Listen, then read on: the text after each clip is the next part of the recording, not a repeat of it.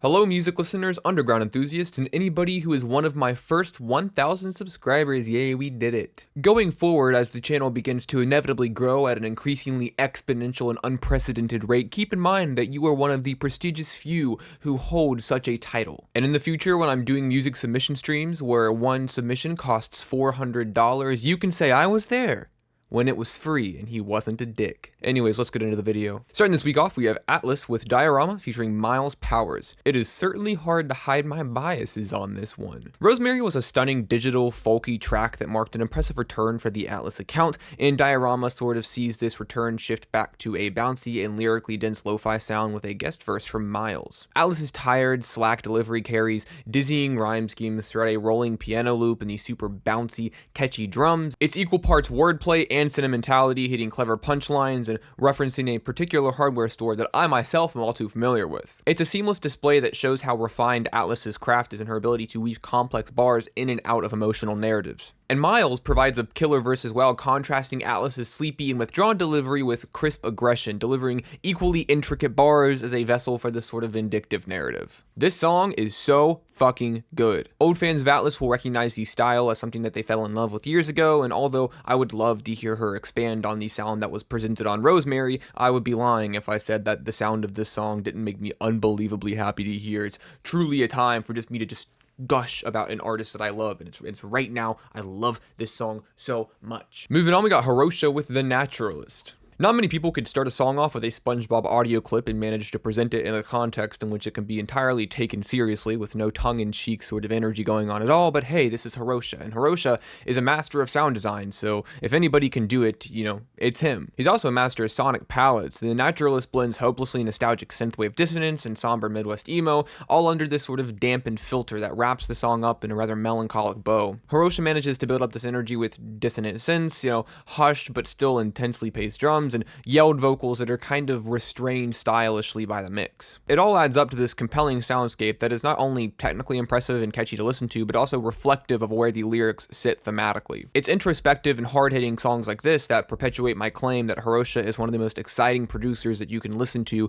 in the scene right now. He knows what mood he wants to translate, and he knows exactly how to accomplish it. kennedyxoxo has dropped a track with The Boy Who Cried Wolf. This song is a pretty good example of how peppy and sort of overindulgent mixes can be used in a more somber context, glistening over a much more downtrodden landscape. Because Kennedy's candy-coated vocals are pretty much only sweet in sound, diving into the lyrics, the sparkling mix and the buzzing guitar chords are used to carry a hopeless and desperate message of loss, with lyrics pleading for this emotional liberation and regret. It never really comes down from this glossy high that it achieves right at the beginning. The harsh clarity of the vocals and the ever so slightly saturated guitar feels very singer-songwriter with a couple added complexities. And when the song explodes at the end, it does become a proper alt-rock thrash. It still manages to capture Kennedy's ability to be catchy and ear-catching, but in my opinion is a great shift in songwriting and makes for one of the most vulnerable and emotional songs yet. We got a new fats'e track with Still Reaching with Ghost. fats'e is one of those artists that has established a pretty trademark sound. I feel like we can all agree on that, but is still capable of stretching his legs and venturing into more eclectic territory. And I think that this ethos is applicable here in Still Reaching. Somber,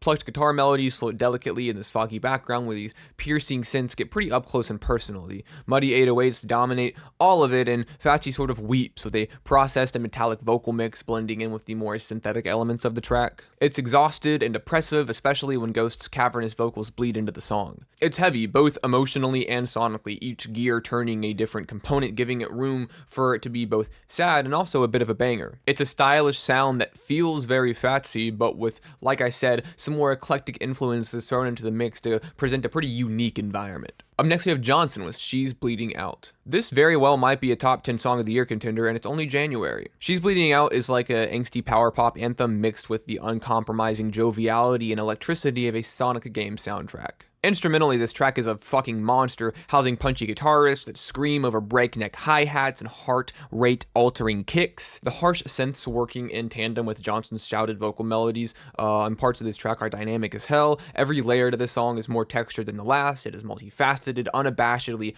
over the top, a roundhouse kick straight to the fucking jaw. Jauntsen's vocals are powerful and confident at its high peaks, and then emotionally strained and vulnerable at its low lows. There's a full spectrum of energy on display here. I know that I'm sounding like this is the greatest song ever made, but it's just really well made. What can I say? 93 Feet of Smoke has dropped Why You Think You Gotta Hold On Me, a song title that took me a couple reads to get right. One of the shining elements of this track for me is honestly the vocal mix. At first, this sort of muted guitar progression and gentle but still hard panned plucking comprises most of the production, sort of aided by this somewhat non-demanding percussion with the exception of a sliding 808 that is pretty brash. Because the vocals are really what dominates this track stylistically, not necessarily in energy, but in terms of presence. 93 has this really interesting ambience of vocals occupying all areas of the environment with wide, dampened vocals whispering in this ghostly background, main equally haunting vocals, feeling kind of layered over top of everything, almost shoving the rest of the song below it.